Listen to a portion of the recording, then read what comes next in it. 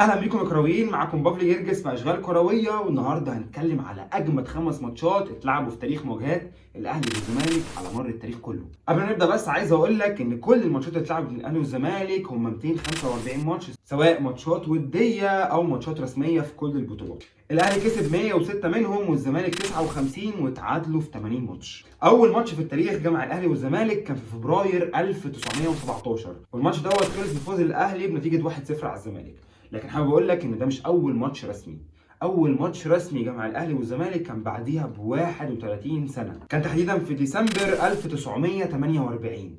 وبص بقى المفارقه دي، الماتش ده خلص ساعتها بالتعادل الايجابي 2-2، ودي نفس النتيجه اللي خلصان بيها اخر ماتش اتلعب بين الاهلي والزمالك في الدوري الموسم اللي فات. فتفتكر بقى من ال 245 ماتش اللي اتلعبوا بين الاهلي والزمالك في كل البطولات دول، ايه احسن 5 ماتشات واكتر 5 ماتشات يمزجوك كده وانت تتفرج عليهم، ولو عدتهم من هنا للسنه الجايه عمرك ما هتزهق منهم؟ قبل ما اقول لك رايي واقول لك ايه احسن 5 ماتشات بين الاهلي والزمالك في وجهه نظري، عايزك انت تقول لي ايه احسن ماتش اتفرجت عليه بين الاهلي والزمالك، سواء ساعتها كنت اتفرجت عليه مع مين او ايه اللي حصل ساعتها. هستنى رايك تحت في الكومنتات عشان ندردش سوا. ونصيحة مني، لو متعرفش ماتش من الماتشات دي فانصحك انك تروح حتى تتفرج على الملخص بتاعه عشان تاخد كده جرعة متعة وحماس قبل ما ماتش النهارده يبقى. فمن غير رغي كتير يلا بينا يا كرويين.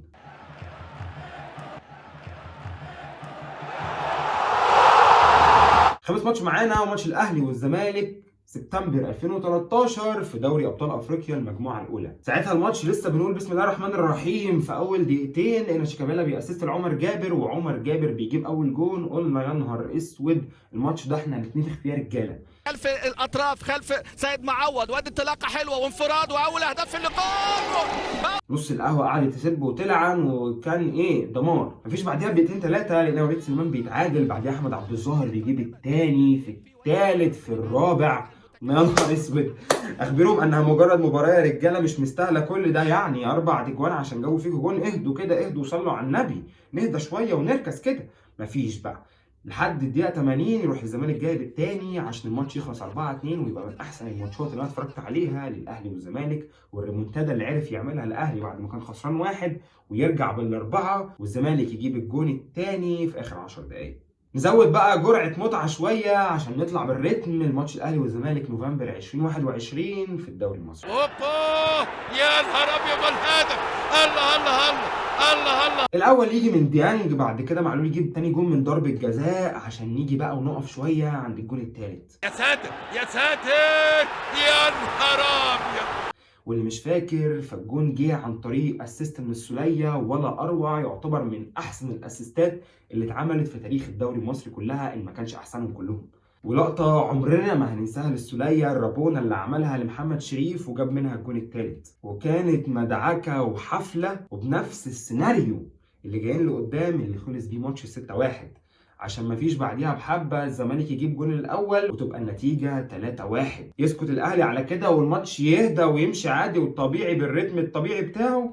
ابدا، الاهلي يكمل بالرابع والخامس، وقلنا خلاص ما فيهاش يمين شمال، السيناريو جاي جاي، وهي النتيجه اللي كلنا عارفينها ومستنيينها. لكن ما تعرفش ايه اللي حصل بقى في رتم الاهلي وفي رتم الماتش، الدنيا تهدى شويه والزمالك يخش في الماتش شويتين، بس ما يقدرش يلحق النتيجه، يا دوبك يجيب الثاني في الثالث والماتش يخلص بنتيجه 5-3 وبس على كده. لكن حقيقي بدايه الماتش دوت والاثاره اللي كانت فيه بال5 تجوان اللي دخلوا 5-1 وكلها كان جون، والماتش يخلص بنفس النتيجه اللي اتكررت قبل كده. لكن يلا اهو اللي حصل حصل، والماتش خلص 5-3، بس ما ننكرش انه كان من امتع الماتشات بين الاهلي والزمالك. نعلي الجرعه قوي قوي قوي قوي بقى، عشان ال3 ماتشات اللي جايين مختلفين خالص عن اي ماتشات اتلعبت بين الاهلي والزمالك. جرعه المتعه والحلاوه والجمال والاثاره اللي كانت موجودين في ال3 ماتشات دول ما شفناهاش قبل كده في ماتشات الاهلي والزمالك، وما اعتقدش انها ممكن تتكرر بسهوله. الماتش الثالث معانا ماتش الاهلي والزمالك في نهائي كاس مصر يوليو 2007. هيكون في هون هنري ميشيل والهدف. الله الله الله الله الله الله. لا وبجد انت لو متعرفش الماتش دوت او ما اتفرجتش على ملخصه، او انت من جيل اكبر من الجيل ده، فلازم تروح تتفرج على الاقل على ملخص الماتش ده، لان هناك في متعه جرعه غريبه جدا. متعه الماتش ده وحلاوته ان جرعه الحماس كلها اتحوشت للشوط الثاني من الماتش، وبدايه من الدقيقه 50 عمرو زكي يجيب الاول للزمالك، مفيش بعديها ب5 دقائق احمد متعب يتعادل. الزمالك يسكت؟ لا، يجيب التاني بشيكابالا، هوبا هوبا هوبا، نفضل على نفس الريتم الهادي ده شويه لحد ما نوصل للدقيقه 85. ابو تريكه هيتعادل للاهلي في اخر الثواني، نوصل بيهم للاكسترا تايم. ومع بدايه الشوط الاول من الاكسترا تايم الزمالك يجيب الثالث عشان تبقى النتيجه 3-2 ويرجع تاني للماتش. لكن الاهلي ما يسكتش على كده، وفي اخر كام دقيقه من الشوط الاول من الاكسترا تايم الاهلي يرد بالتعادل 3-3. والماتش كان على اخره وكان نار، والمدرجات ساعتها كانت والعه. وده ماتش كاس، يعني يا غالب يا مغلوب، ما فيهوش هزار. عشان مع بدايه الشوط الثاني من الاكسترا تايم مفيش الاهلي يجيب الرابع عشان الماتش يخلص 4-3 ويبقى حقيقي من امتع واجمل الريمونتادات. يبقى الماتش رايح وجاي 45 دقيقه الشوط الثاني وال30 دقيقه بتوع الاكسترا تايم. ماتش كان فيه نديه وتكافؤ كبير جدا بين لعيبه الاهلي ولعيبه الزمالك، كان فيه روح عاليه قوي من الفرقتين، الجماهير كانت خاربه الدنيا ومولعه الماتش بزياده، وشفنا حماس وتشجيع غريب ما شفتوش قبل كده في اي ماتش من ماتشات الاهلي والزمالك. من هنا بقى عشان من نفس الجيل دوت نروح لتاني اكتر ماتش معلق معانا كلنا وفضل معلق معانا لحد ما جه الماتش في المركز الاول. طبعا كلكم فهمتوا انا بتكلم على ايه، ماتش ال6-1.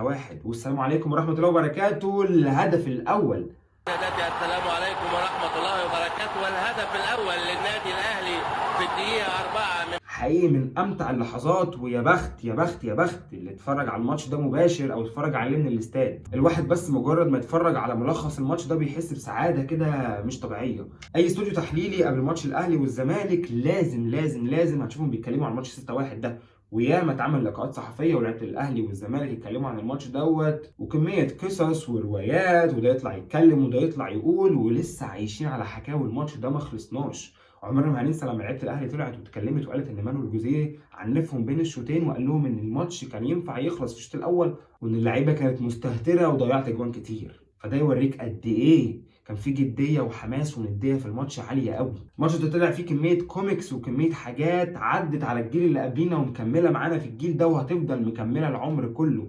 ماتش 6-1 ده من امتع واجمل ماتشات اللي لعبها النادي الاهلي، وكابوس بالنسبه لجماهير نادي الزمالك والزمالك. نخش بقى على مباراة القرن، مباراة العمر. كل حاجة بالنسبة لكل أهلاوي بيشجع، وتقريبا كل اللي موجودين دلوقتي معاصرين الماتش دوت وعارفين إنه هيستمر معاهم فعلا لآخر القرن، وممكن اللي بعد كده كمان الله أعلم حاجة زي كده هتتكرر تاني في العمر ولا لأ. هو ماتش الأهلي والزمالك 27 نوفمبر 2020. القاضية ممكن شاط الكورة وجول. القاضية ممكن، القاضية ممكن. حقيقي بجد الماتش دوت كل واحد ليه ذكرى معاه، سواء هو اتفرج على الماتش فين او امتى او مع مين، مع زملكاويه ولا اهلاويه. اجواء الماتش ده غير غير غير غير غير. بيبدا بجون اول للسوليه، فما فيش بقى شيكابالا يرجع لهم بالشوط الثاني بجون ولا اروع.